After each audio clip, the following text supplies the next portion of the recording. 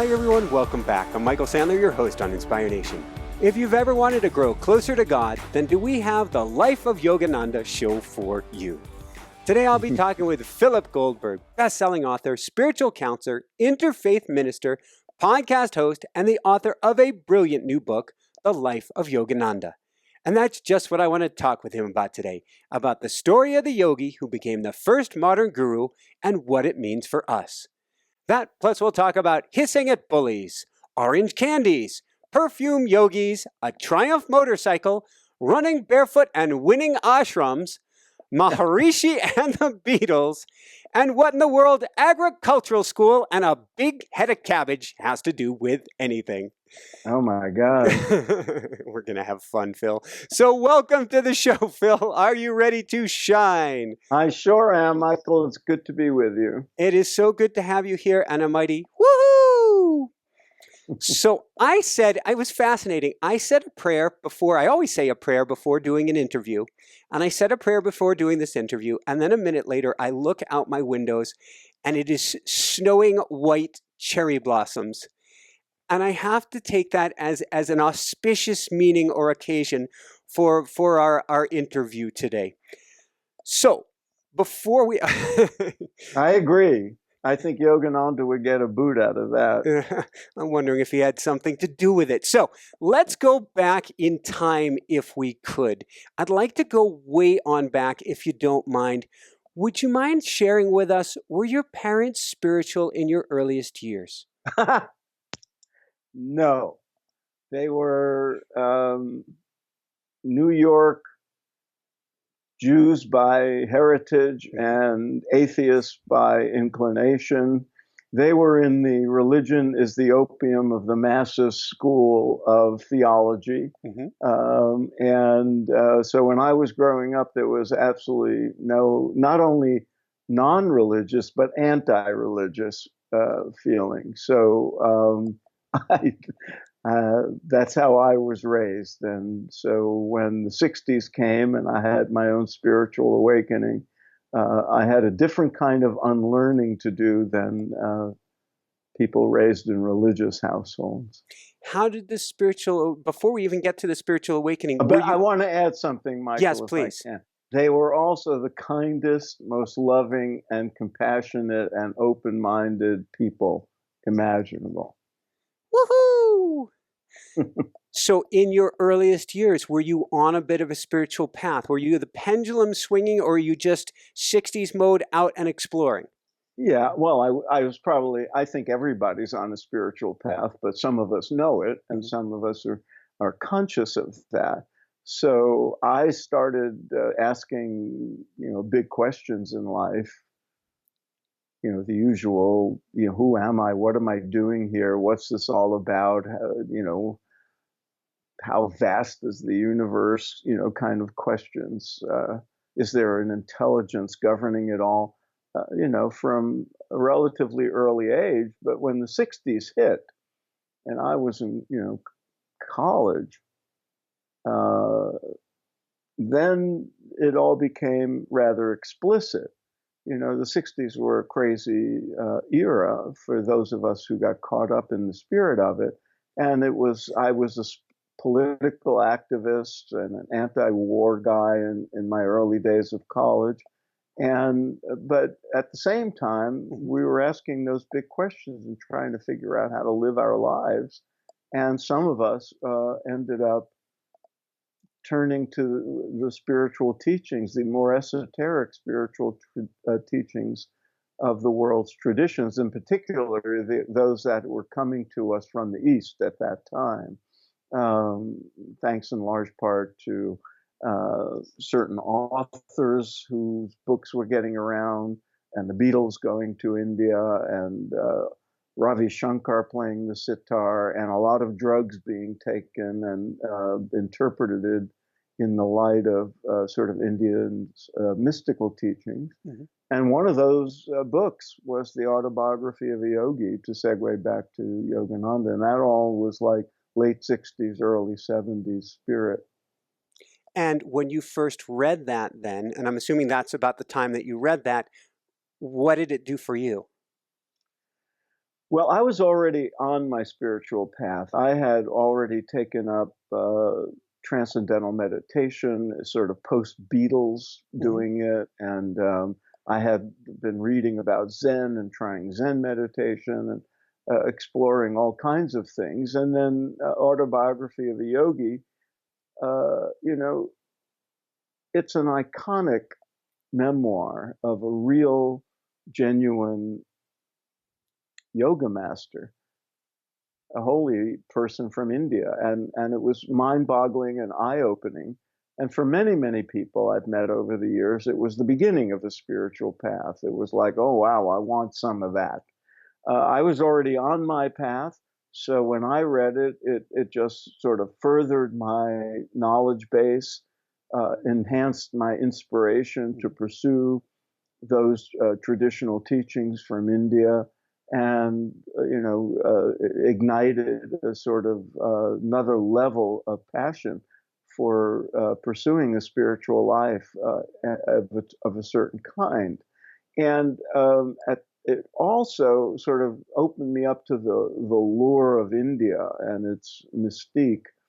But I never became a formal student of Yogananda's, as many do after reading Autobiography of a Yogi. I never became a disciple. And then in the long run, my admiration and respect for him as one of many teachers I've learned from just sort of segued into being fascinated with his life story, many years later.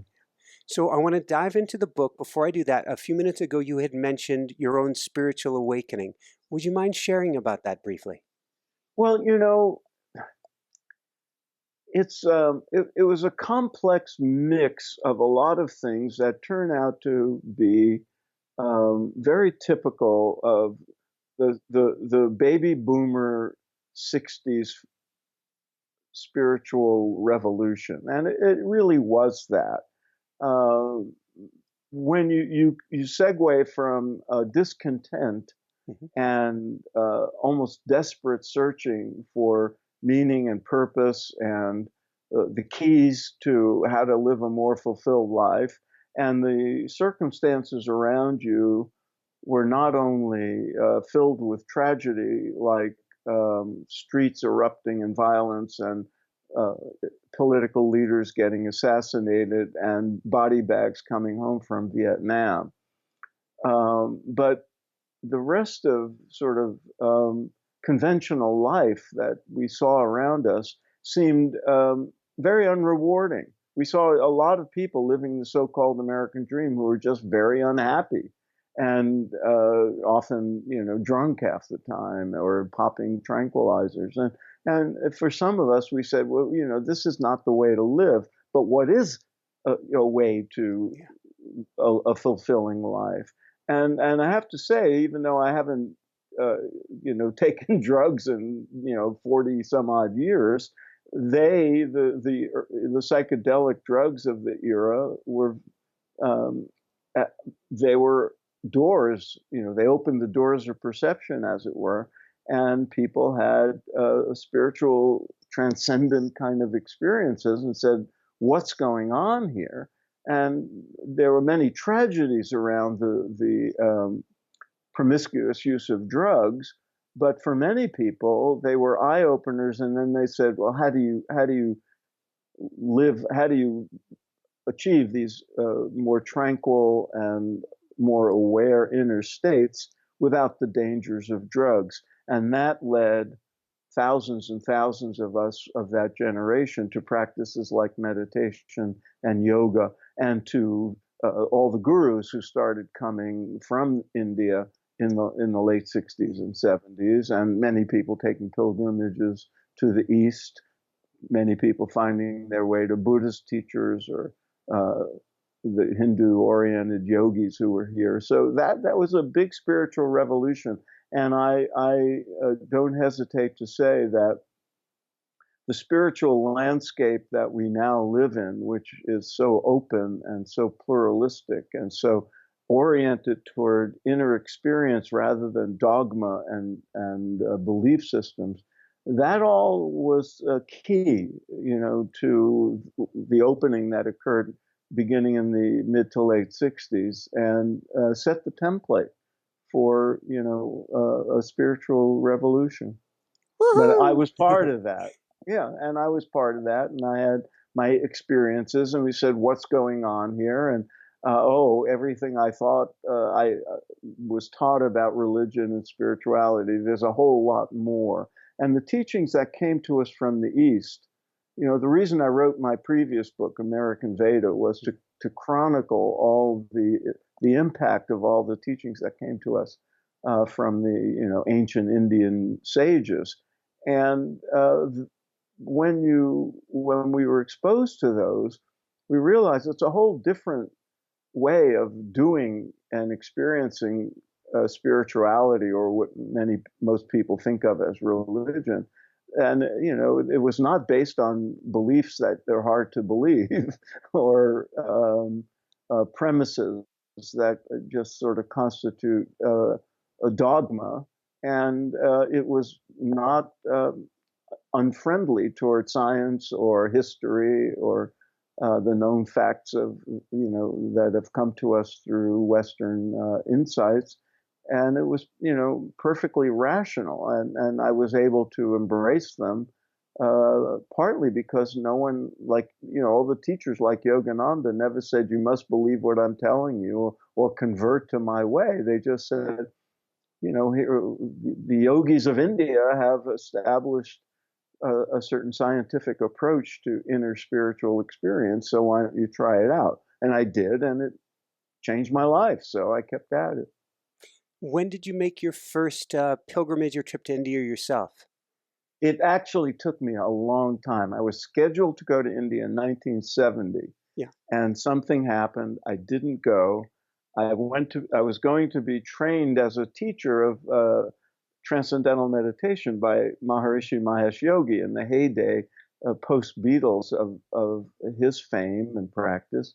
And so many people applied that we ended up having our teacher training in Colorado instead of the Himalayas. Ta-da! So it then took me a couple of decades to finally get to India, and now I take tours to India. In fact, we're taking a group in September, and there's a few places left for your listeners if they want to sign on, and they can go to my website and learn about it. All right, shameless plug. The website is Shamelessly, philipgoldberg.com. fantastic, and we'll mention that again at the end as well. So how did you get interested? Because this is really, in a sense, two books that you've written about Yogananda. How did you get so interested in him specifically? Well, American Veda sort of chronicles the 200-year history of how these teachings from India came to the West and were adopted by gradually more and more people, including some very important luminaries in American and Western history, like Emerson and Thoreau, and later Aldous Huxley and Joseph Campbell, and people like that, and J.D. Salinger. I mean, I go into all of these details.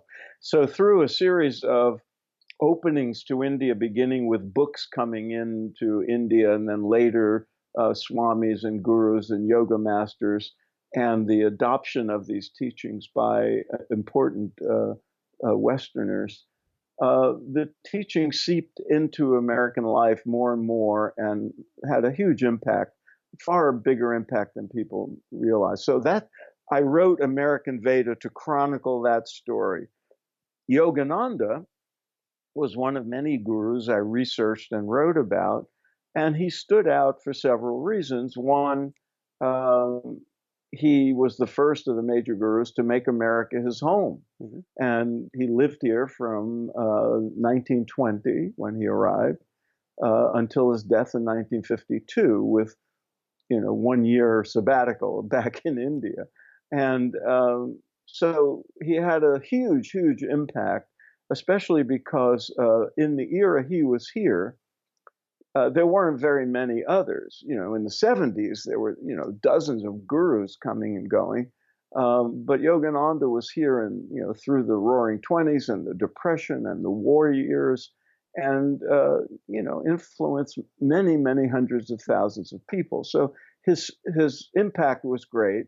And I started getting really interested in his human story, the personal story of how the child born in 1893 in India named Mukunda became Yogananda, and all the influences on him and all the challenges and difficulties, everything he faced when he came with the mission to bring his teaching lineage to America. So his personal story, the human tale, to me constituted the stuff of, a really interesting narrative arc with a lot of drama and a lot of stuff going on. And, most renunciates, swamis like Yogananda, you don't know much about their personal life, but as it happens, we know a lot about his.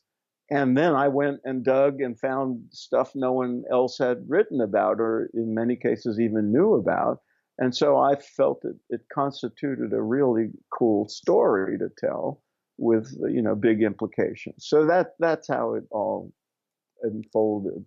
Beautiful. So let's dive into some of the unfoldings, and feel free. The book is so full that feel free to pull out highlights that you feel are pertinent that I may not have realized the global significance of. I want to start with his youth, because I talk about the title of this. The working title is Finding God, and it seems almost from like day number one, he had a hunger to find the divine.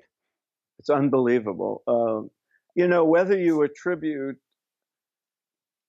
how much of a personality, a human personality, is, nature, and how much of it is nurture, and the interaction between the two is fascinating to all of us, and in many cases indecipherable. But that some combination of that, and you have to attribute those early signs of him knowing that he just wanted to know God.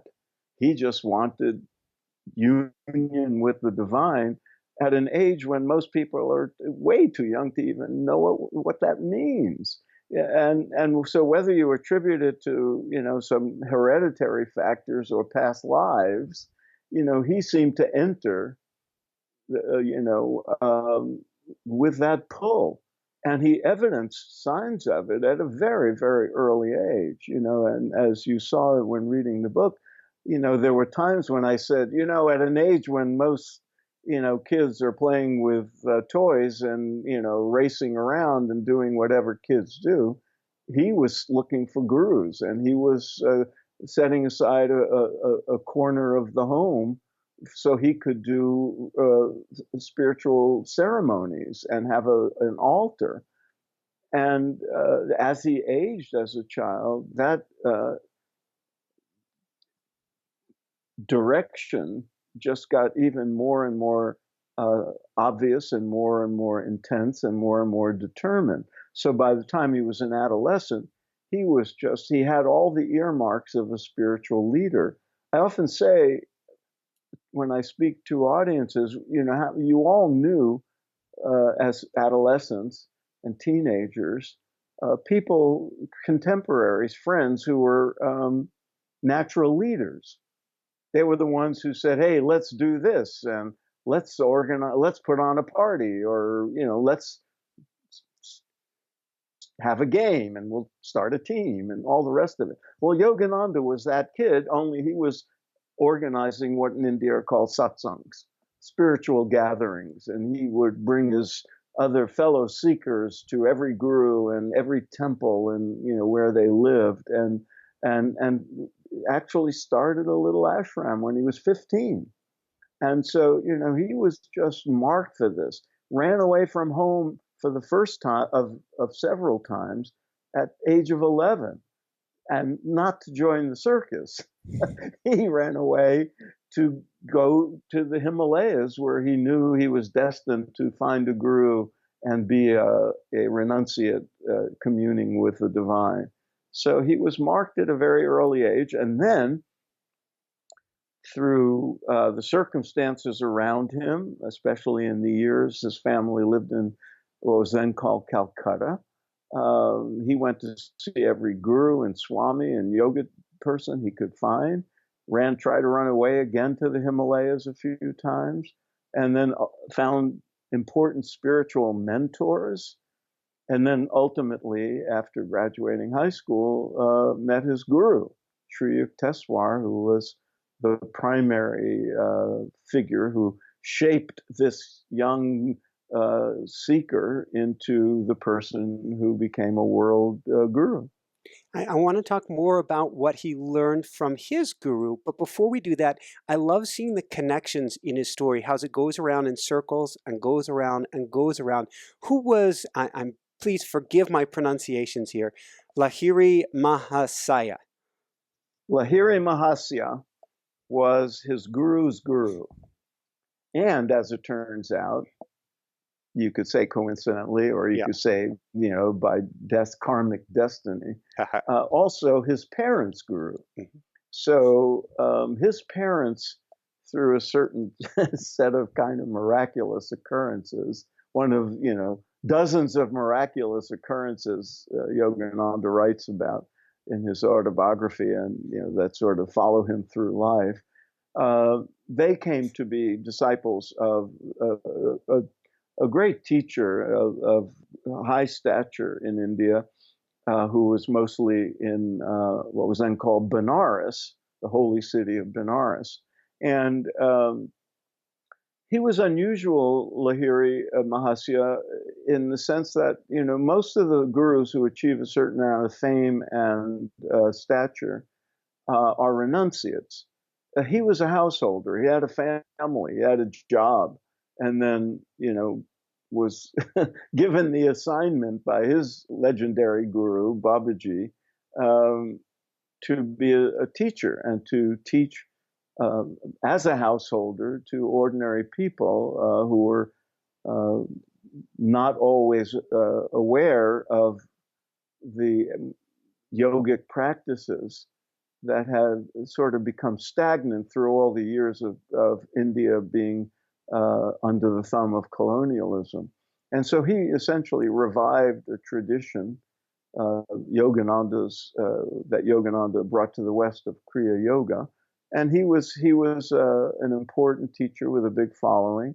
And the person who became Sri Yukteswar became a disciple of his as well, after having lived,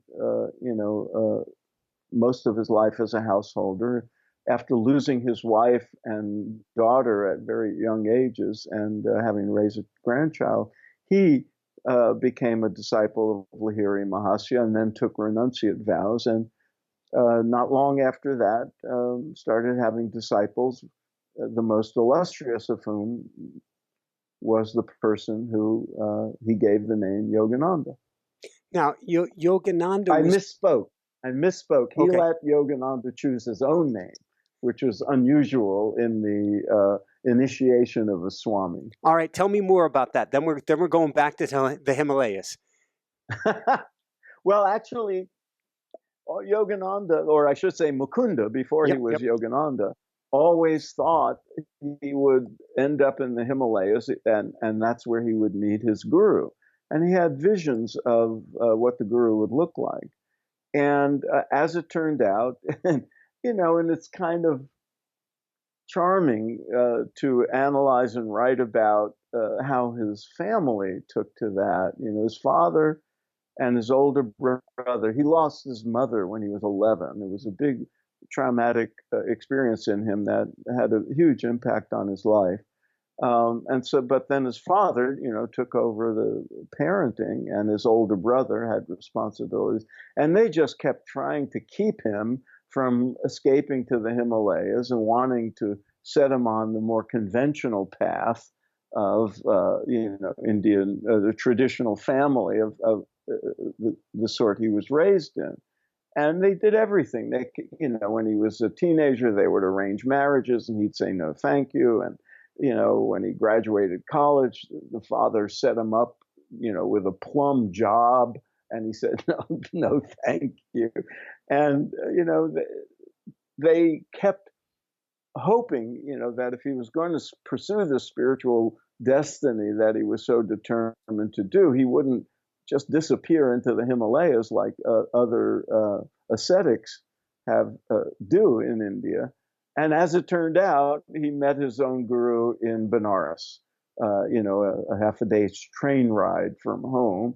And even more interesting, he met the guru in Benares, but the guru's main ashram was just up the river, a couple of hours away from Calcutta. And so he was able to spend all those years under the tutelage of his guru while attending college and, being close to his family and so forth. I find the ultimate irony that his guru actually, after he met his guru, sent him home. Yes. That's Yogananda had no interest in school. He barely graduated high school because, he didn't want to disappoint his father, and, through some semi-miraculous occurrences, managed to pass his exams. And the first thing he did after graduating was sign up to go to an ashram in Benares. It ended up being what we now call a gap year. And then he met his guru and he said, I just want to be your disciple and live in your ashram and be under your tutelage. And the guru said, I'll take you as a disciple, and here's your first order of business. Go finish college. And that, wasn't taken lightly. And, but if you've had the experience I had, and you wrote a book like American Veda and you were around in the 60s and 70s, that was not uncommon. The gurus who were here, who were embraced by the hippies and, youngsters of the 60s and 70s, many of them said, I just want to live with you and be in your ashram and be a spiritual devotee and all that. And many of them were told, no, go finish college, live a good life. You don't have to renounce everything. And that was disappointing for many of us, as it was to Yogananda. But he did what his guru asked him to do, and managed to get through and get a college degree. So, and I would say that was in many ways essential for his later years in the West. He was being primed. He was being prepared without even realizing it. That's right. And, he said, his guru told him, you're destined to go to the West and to bring these traditional teachings, introduce them to people in America. You will be taken more seriously if you have a college degree. But I suspect there was even more to it, because, the schools, the higher education in India were run by the British. And the two colleges Yogananda went to had a very strong British influence. So he, of course, would have known English. He was very insecure about his English, but he had much more command of it than he even realized, and became very quickly a very good public speaker in English in America. But he was also learning Western history, and most significantly, he was learning about Christianity. And his own guru was a scholar of not only Indian holy texts and sacred writings like the Bhagavad Gita and the Upanishads, but he was also an expert in the New Testament and wrote a lot about it with a kind of Indian sort of esoteric interpretation of who Jesus was and what his intended teachings were. And so Yogananda absorbed all that, and a certain orientation toward scientific and rational thinking. And that, as you said, served him very well when he came to America. In fact, his first lecture in America was called The Science of Religion, where he goes into some detail about things like what we now know our chakras, and about, looking at esoteric phenomena through the lens of what was then known by science. And, that sort of was the template for he and many of the other gurus who followed. I think it's brilliant, and it's beyond brilliant. The idea of, in a time when maybe we were receptive, I haven't put myself back into the shoes of the Roaring '20s, but Eastern philosophy isn't really understood at the time, and really, for a better part of a century, the God has been either Christianity or science, of which he could speak both languages. That's right. Well, all three, you could say. He could speak the yogic language, Yeah. and he could speak and he can interpret that in a way. He was fairly up to date about the science of his era, and he was really well versed in Christianity and the life of Jesus and the interpretation of it. Years and decades after his passing, his devotees put together everything he wrote and said about Jesus, and the result is like over 1,000-page 2-volume set of his take on Jesus and what he called original Christianity, which he felt was very compatible with the teachings of the yogic masters and the texts of India.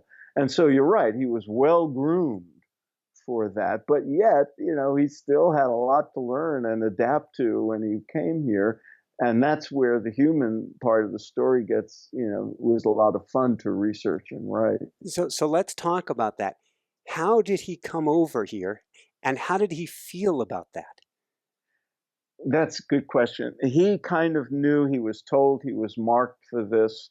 That was his destiny. But his first real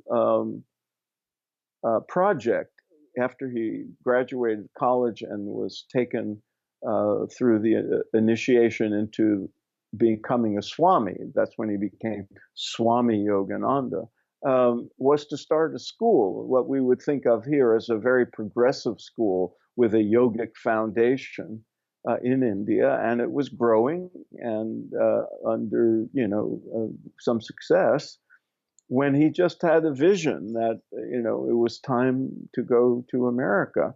He didn't know how or when, and through a fun series of events that I loved recapitulating in my book, because he wrote about it and then a bit in Autobiography of a Yogi, and later spoke about it while he was in America, and so there was a record of what he said. He had this vision, and so he hopped on a train and went back to Calcutta to the family home, and he announced to everybody that it's time for him to go to America, as his guru had prophesied.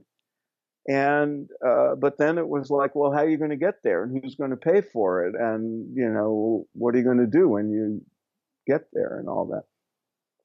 And at home, his father was hoping he would change his mind and get over it quickly, because he didn't want to lose his son. He had lost his older son to death, and his eldest son, and now Yogananda was the eldest, and he didn't want to lose him too.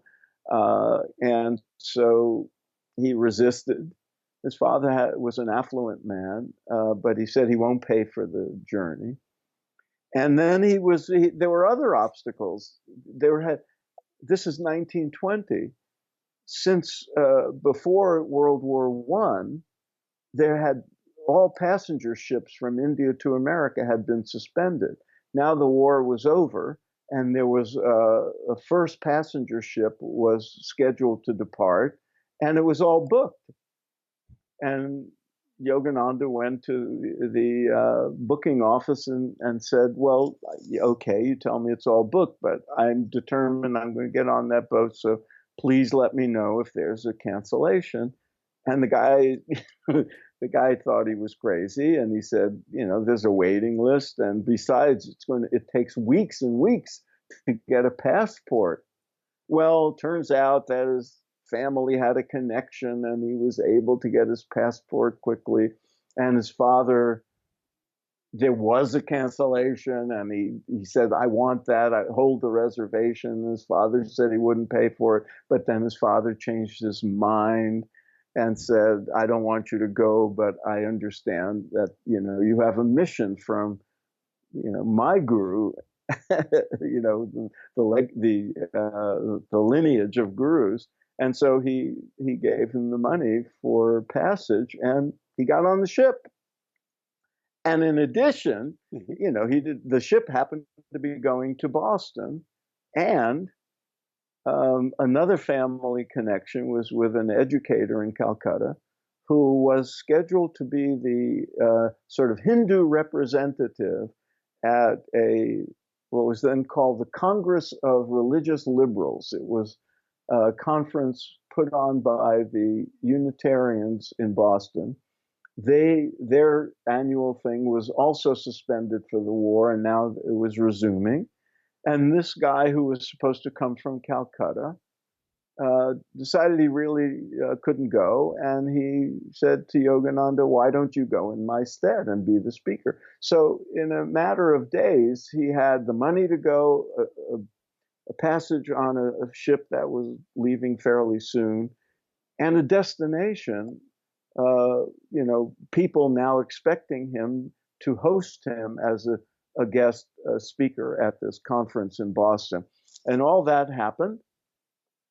And he sailed from Calcutta to Boston. And his passport picture has him in the traditional long hair up in a turban of a Swami and a traditional beard. And the photograph of him on arriving in Boston, that was in the Boston Globe, where some reporters and photographers were assigned to greet ships with interesting-looking foreigners.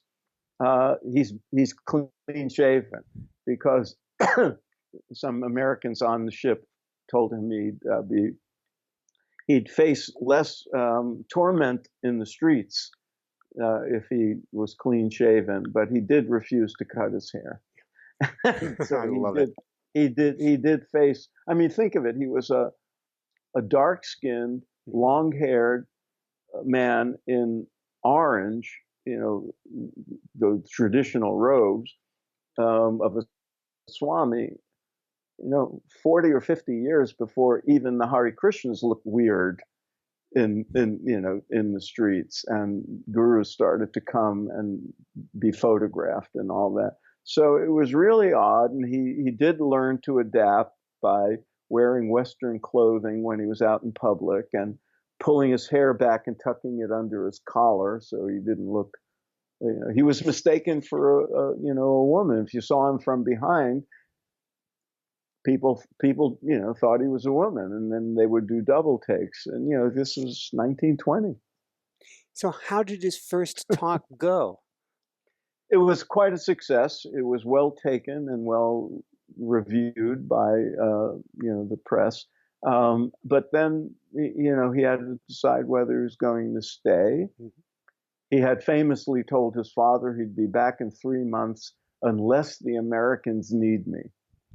And, he ended up staying for 30 years, 32 years. And, he decided to stay. He was invited to speak at a church, a Unitarian church in Somerville, Massachusetts, just outside of Cambridge.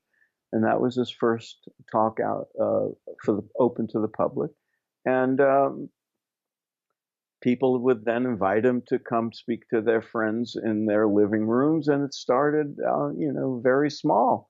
And then, people, like would happen with many other gurus, people took to the teachings, took to the practices he taught, and stepped up to provide expertise and money and, a little American marketing savvy, like, putting ads in the newspapers and, arranging for him to give public talks and then courses.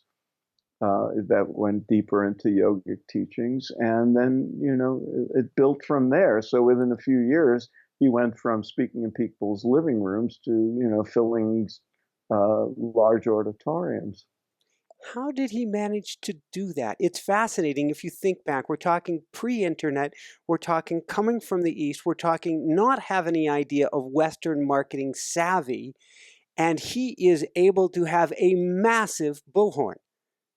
With a little help from his friends, as Ringo Starr would have said. Um, he, he learned very quickly.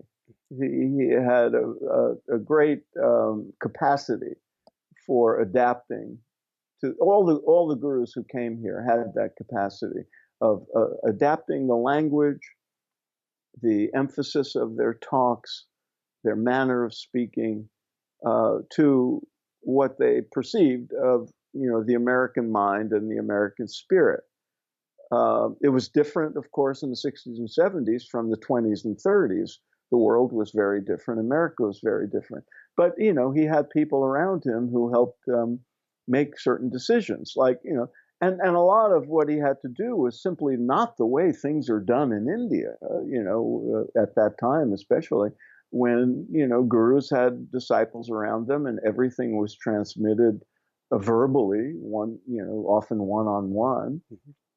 And then, to reach large numbers of people, you have to adapt those teachings. And eventually he would do something very innovative for the time that seems quaint to us now, which was start a mail order course. But that would be that would be the equivalent in the 20s of having an app now. Yeah. And, and he did it. And, but he always was very mindful not to make compromises for the sake of reaching numbers of people or generating the income they needed, to perpetuate his work, not to make compromises that would not do justice to the integrity of the teachings he was bringing. Because it's very easy for yogic teachings or any spiritual teachings to be compromised and corrupted or diluted or distorted in certain ways. And that was the challenge, to not distort, not corrupt, and yet reach Americans on the level that would appeal to them.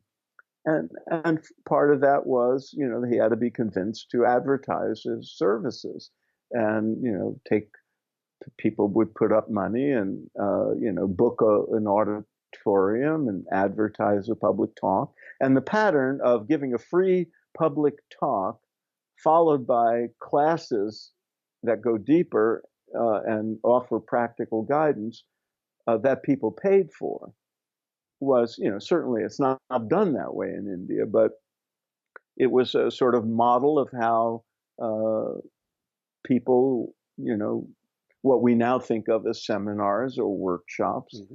And he adapted those methods, and then, word of mouth. And, you brought up earlier that people weren't aware of these things, but there were predecessors. His great predecessor, Swami Vivekananda, had come in 1893, the very year Yogananda was born. And Vivekananda's influence in Calcutta, in the same area that Yogananda spent his teen and college years, was immense. And so there was precedent. There were swamis living here in Vivekananda's tradition, and some of the major cities. There were places called Vedanta centers. They still exist. And yogis came and went. The occasional Buddhist teacher would come and go. And a lot of Americans had been influenced by whatever the early days of translations and commentaries of the sacred teachings of the East. Mm-hmm. They made their rounds. They got around. And when they were adopted by people of great stature like Emerson and Thoreau, and then the founders of what came to be called the New Thought movement, the Theosophists, the Christian Scientists, and those people.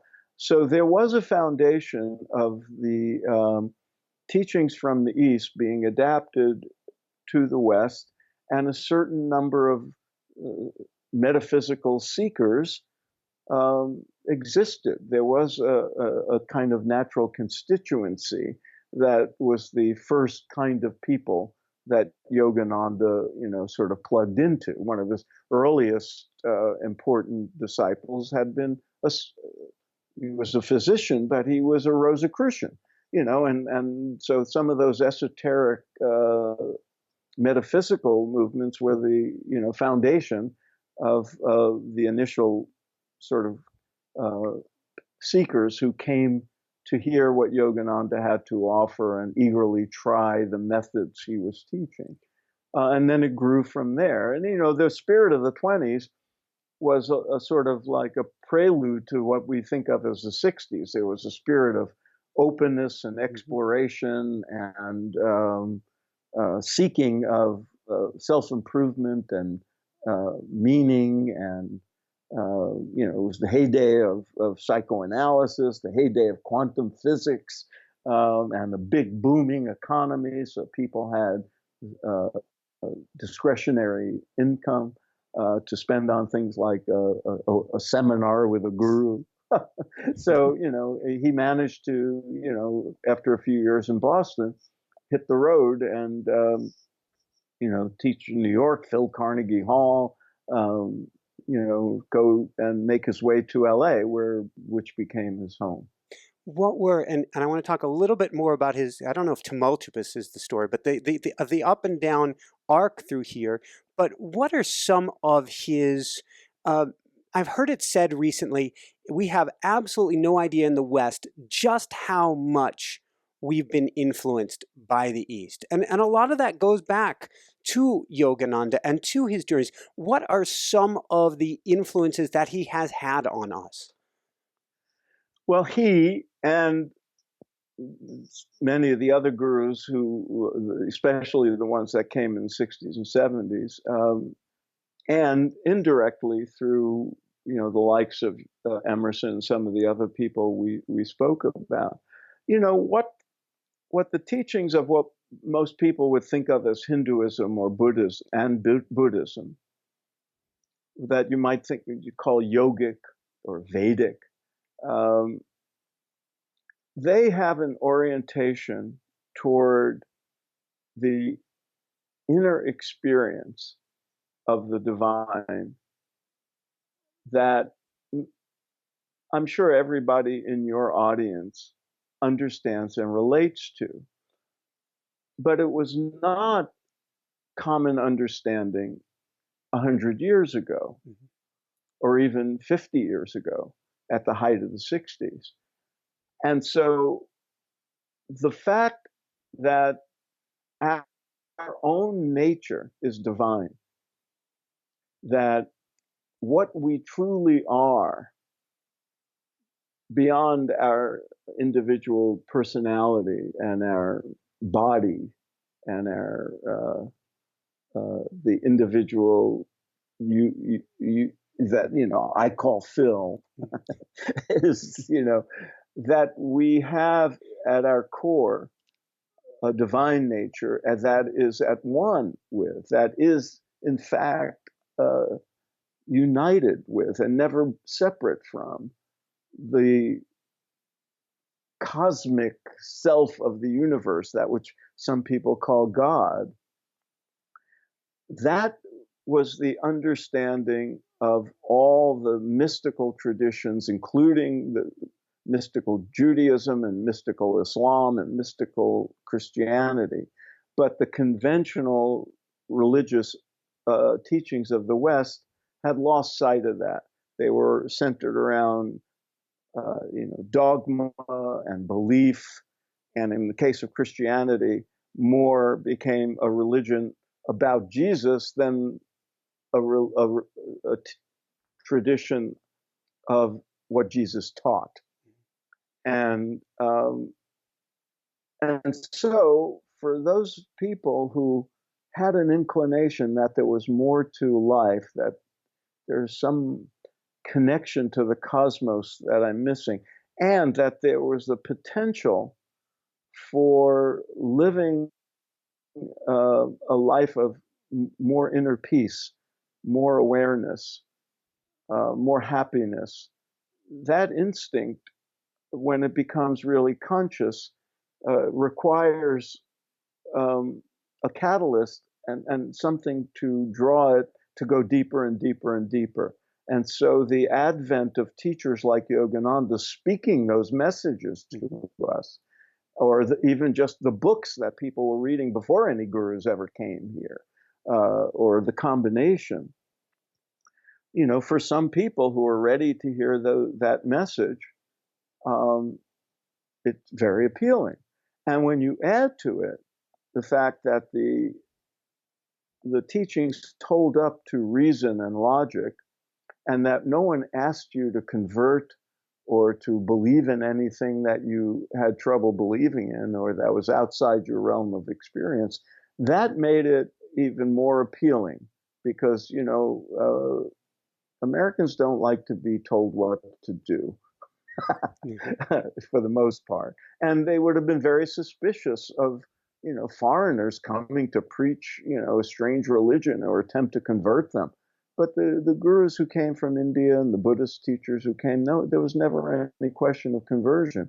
It was, you could be a good Christian, you could be a good Jew, and just, these teachings will enhance your own spiritual nature. And if you're a secular person, an atheist, just wants to live a better life, these teachings can serve you too.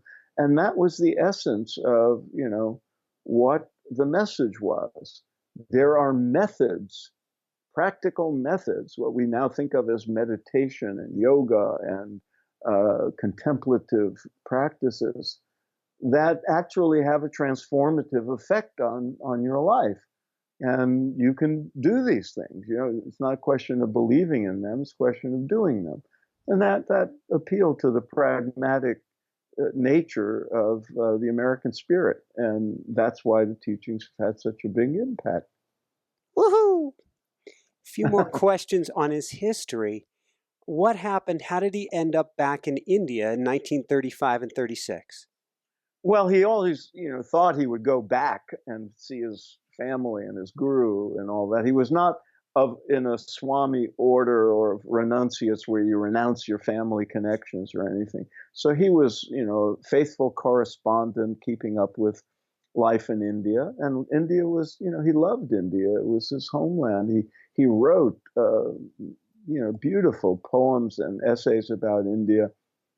He was a great child of India, and was also, in those years, following the progress of the Indian freedom movement led by Gandhi, who he would meet in 35. So he had been wanting to go back, but he was busy and things, developed. But then in 1935, his father was ill. He was like 80-ish. And his guru, who was also 80, was saying, come visit. And he just had the sense, if he waited too much longer, he may never see those two important figures in his life again.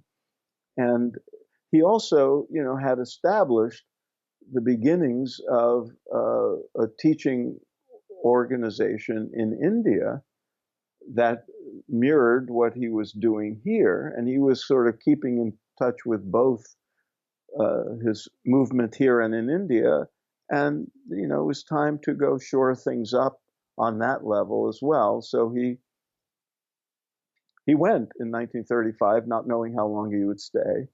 And he took a few months to travel through Europe on the way, eventfully, and ended up staying a year, exactly a year. The day he arrived in 1935 in Mumbai, what was then Bombay, a year to the day, he left on a ship from Bombay. So, and he spent that time, and he got to see his father again one last time. He didn't know it would be the last time, but it was. And he was there in India when his guru passed, and so was present for the rites that were afforded a great guru and all that. And he managed to raise money to, keep the school he started alive and secure its future, and, other practical things, and, do speaking tour in India and that sort of thing, and, have the warmth of family members who he hadn't seen in 15 years. So it was an eventful year in India, and despite his plans in the last 16 years of his life, despite his intentions, he never did get to go back.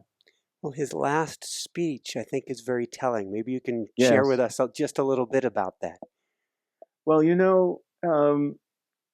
as a writer, as a storyteller, there were lots about Yogananda's narrative that I just really enjoyed digging into in my research and then writing about. But the last days of his life were probably the most touching and heartwarming and really mind-boggling.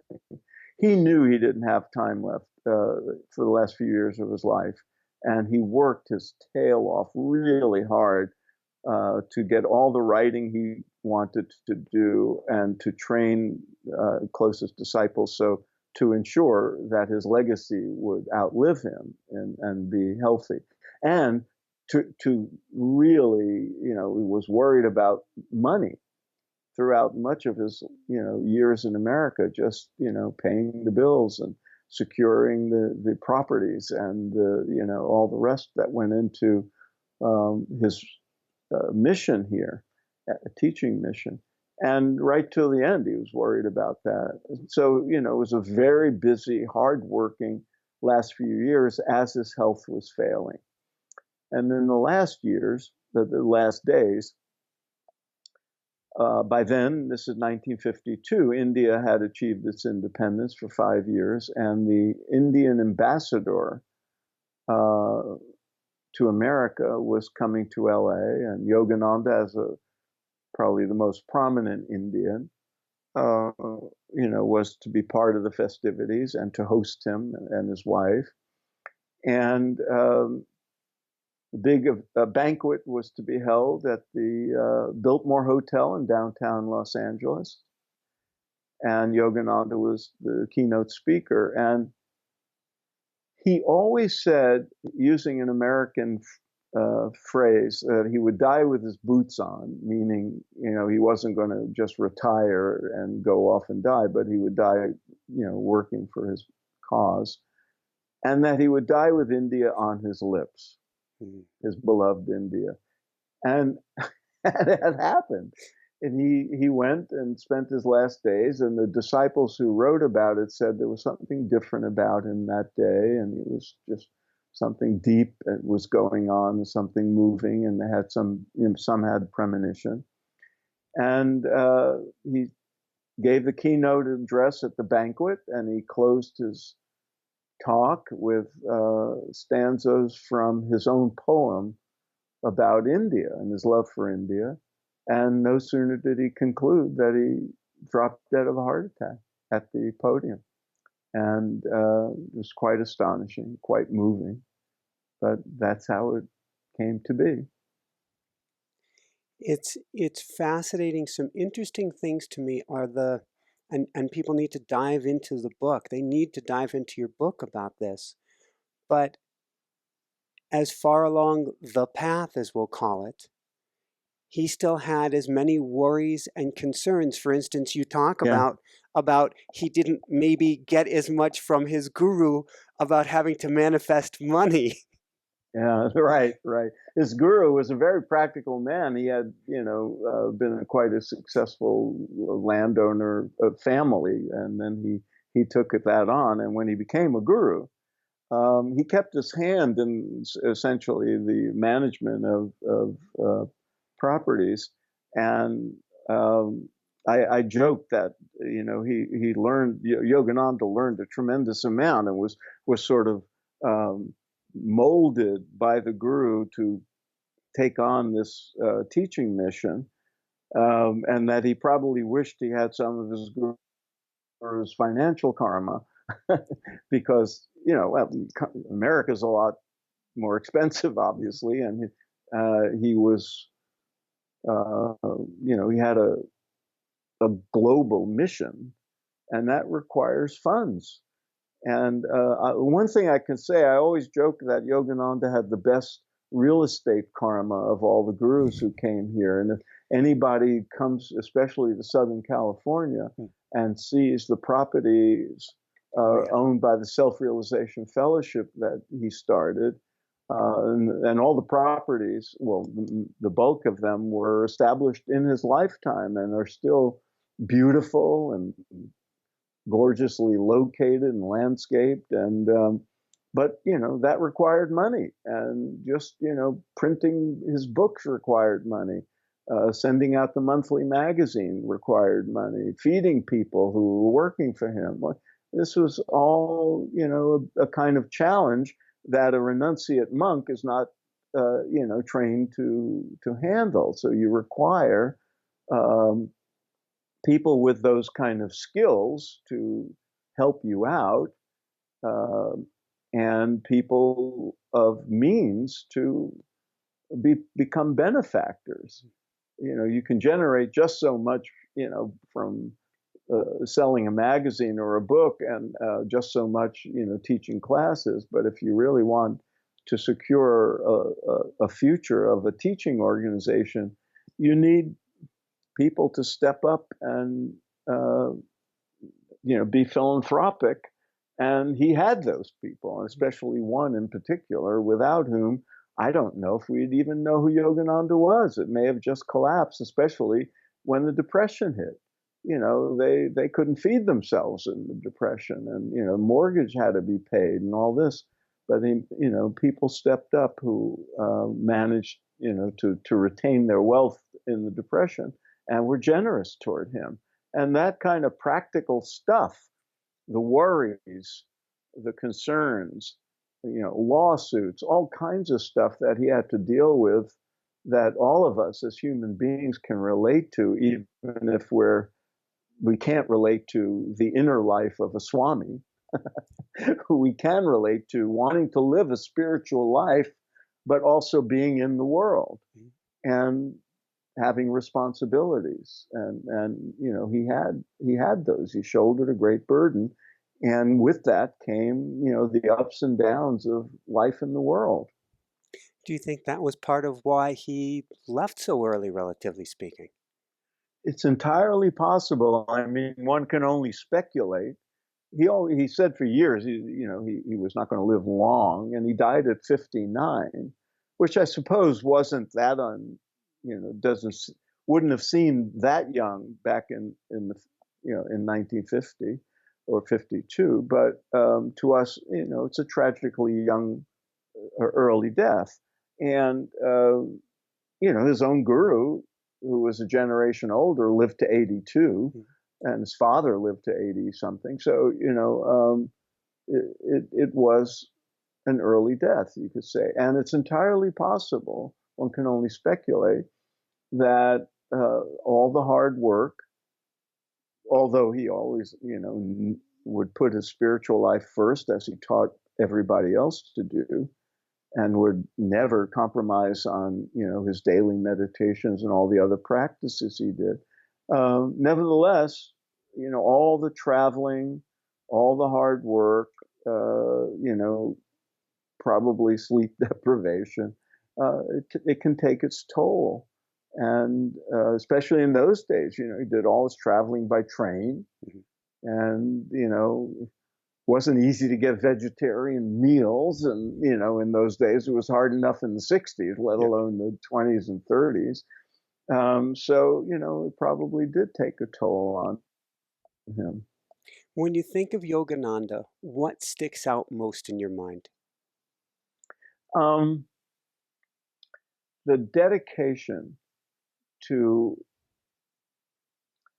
how can I put this? All the great yogis like Yogananda were teaching people, the overwhelming majority of whom were people living in the world, what we call householders, people with responsibilities and families and all that. He was teaching how to live a deep authentic spiritual life and be in the world, and to live up to your responsibilities, to enjoy life and its pleasures, to see the divine shining through all the beauty of the world, and to also, do your duties as a person, and but that the spiritual life came first and foremost, not just because it was more important to your ultimate happiness and fulfillment, but because it's a prerequisite to living your practical life, your responsibilities with integrity and skill and dedication. And he modeled that. It really, when I dug into it, I wasn't aware of how many challenges and how consistently those challenges would erupt in his life. But when you think about it, the Great Depression ruined many people's lives. It was very hard for people to businesses were going bankrupt all the time, and he sustained this mission through all those challenges. He dealt with racism and religious bigotry that we're of course still living with, but was far more pronounced in the 20s and 30s than we can imagine. He faced all of that. He had lawsuits that were played out on the front pages of newspapers, accompanied by all kinds of allegations and innuendo about, the Swami and the women around him and all this stuff. He endured, damaged friendships. At the same time, he was enjoying the beauty of loyal friends and people who adored him and loved him and supported him. And he loved, little pleasures of life, practical jokes and playing ping pong and traveling and sightseeing. So he was a human being, but a model of how to be a human being who's, that familiar saying that we're spiritual beings living a human life, and human beings living a spiritual life. Well, he was an example of that. He lived, what he taught. He taught people to make their spiritual lives their priority, to have their practices and do them faithfully, and then, do their business in the world. And he modeled that. He modeled it well, and that his capacity to be faithful to his mission and persevere, despite the fact that he clearly stated on many an occasion, this is just too much. I'm going back to India. I just want to live the simple life of a Swami. That's all I ever wanted. I want to be with the other renunciates on the banks of the Ganges or in the caves of the Himalayas. I just want to be close to God and pursue my own realization. I don't need all this aggravation. But he did. He kept up. He persevered and did it. And that was inspiring, really. Because, most of us who aspire to a spiritual life, there's times when we say, oh, this crazy world is too much. I just want to go off into an ashram or something. Well, he really did. As we wind things down, and thank you for taking a little extra time with us. This is, to me, it's candy. No, it's it's a pleasure. Fascinating topic. How, if in any way, did researching this book change you?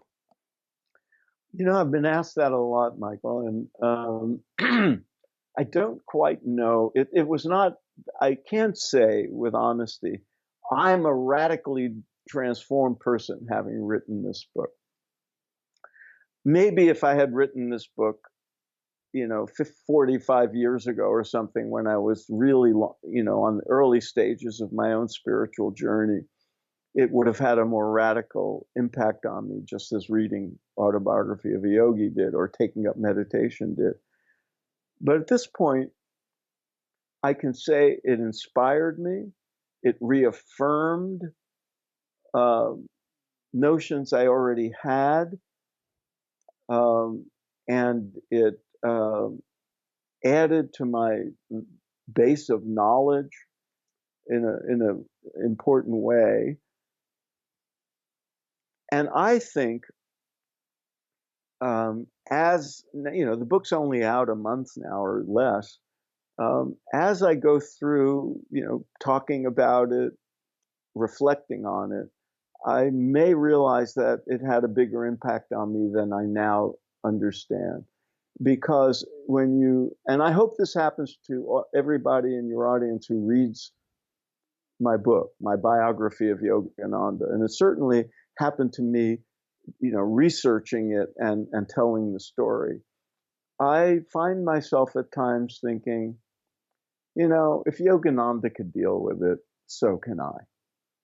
If Yogananda, in the midst of his hard work and mission, can, remember that the priority is to turn within and not compromise on your spiritual practice, so can I.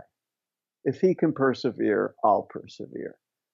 And that helped me while I was actually writing the book, because there were times when you write a book, a major project like this, you say, oh, I can't deal with this. I'm canceling. I'm not doing it. So it was transformative on that level. And I hope that, and so far from the emails I'm getting from readers, it's having a good effect on other people's lives along those same lines. And I'm proud of that. For myself, and my spiritual practice comes first, but the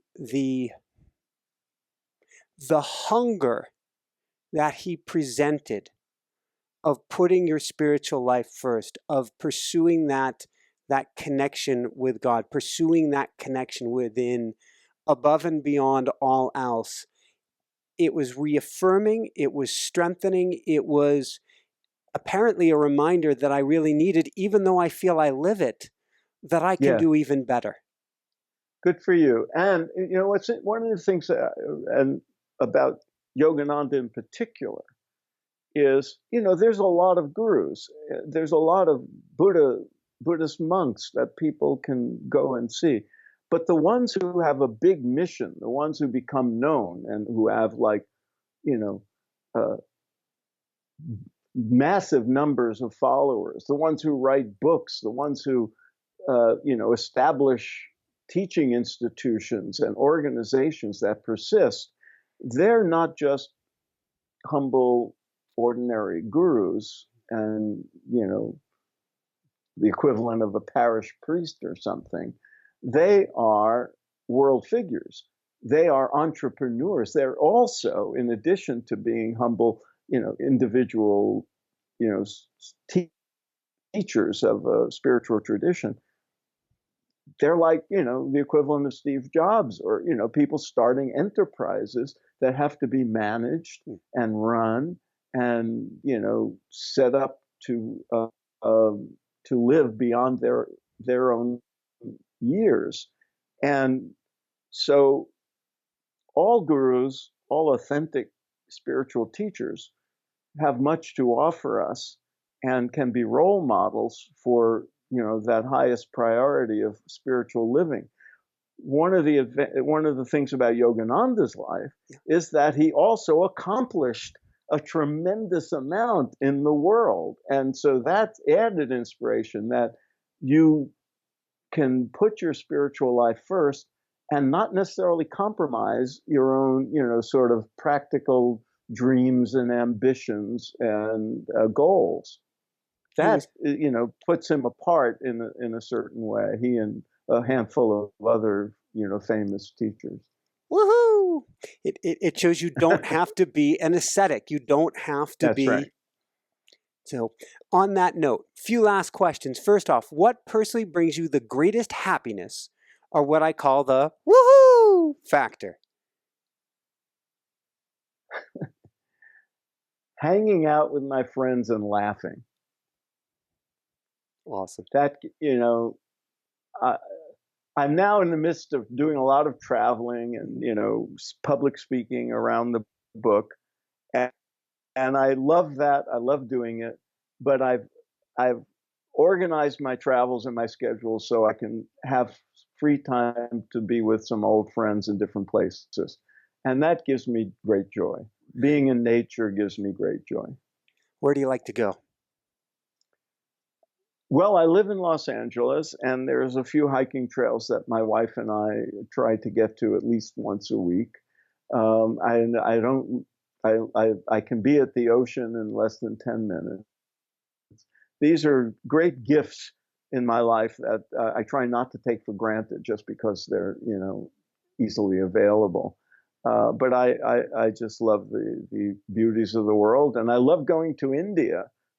Which is a crazy, wild place, but is filled with reminders of the sacredness of life. And so I go there. As I said earlier, I take tours there. But there's a whole bunch of the world I haven't seen yet, so I'm looking forward to that. Woohoo! So on that note, where can people go to find out more, to find your beautiful book, and to find out about your tours?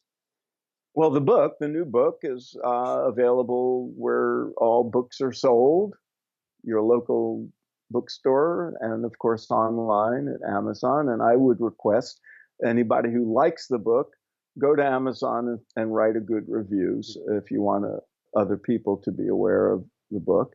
My personal website is philipgoldberg.com, Philip, Goldberg as in Whoopi.com.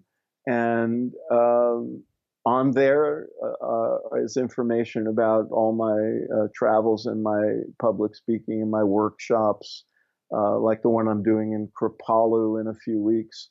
My podcast, Spirit Matters, where you'll find interviews with a whole lot of very interesting spiritual teachers and leaders, and the American Veda Tours, the next one of which is in September. So go peruse my website and send me an email and tell me what you're thinking and whether you like my book and all the rest. So thanks for the opportunity to mention all that, Michael. You're most welcome. So if you didn't catch philipgoldberg.com, that's Philip Goldberg, as in Whoopi Goldberg.com. Come on over to inspirenationshow.com and we'll get you over to Philip 1L Goldberg, like Whoopi Goldberg.com as well. Before we let you go, Phil, this has been phenomenal. Any last words of wisdom you want to share with people today? There's a verse in the Bhagavad Gita, which is, to me, the great sacred text of practical spiritual living. And the translation of this one sentence is, established in yoga, perform action.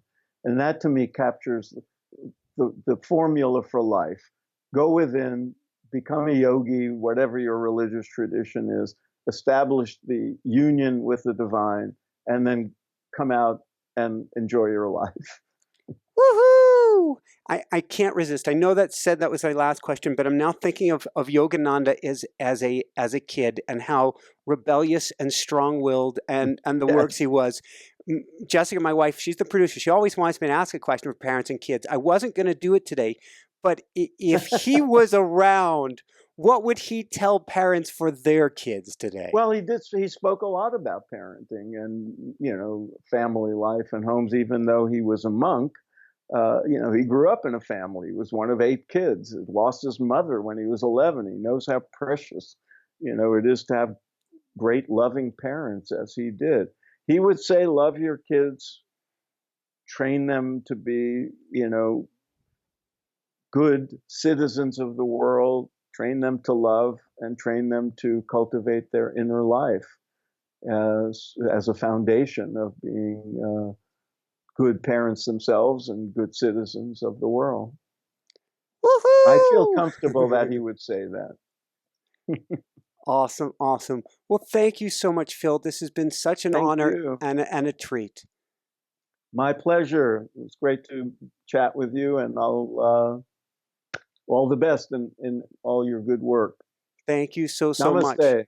Namaste. So for everyone out there, this is Michael Sandler saying, be well, have fun, get the Life of Yogananda, and begin cultivating your own inner life today, and shine bright. Woohoo! Namaste. Thank you so much. No, it's my pleasure. It was great. I love your enthusiasm. Thank you. You're patenting the Wahoo thing. Thanks so much for watching. If you enjoyed it, be sure to like below. Also, leave your comments. Have some real fun with it. Subscribe to our channel where you're going to get more great videos, more interviews coming up. And check out our website, inspirenationshow.com. That's where you'll find tips, blogs, information, videos you won't find anywhere else, and useful and helpful resources to really help you kickstart your life and to shine bright. Thanks so much again. Thank you for your support. Like, comment, subscribe. See the website. Thanks so much and have fun. Of course, shine bright. Woohoo!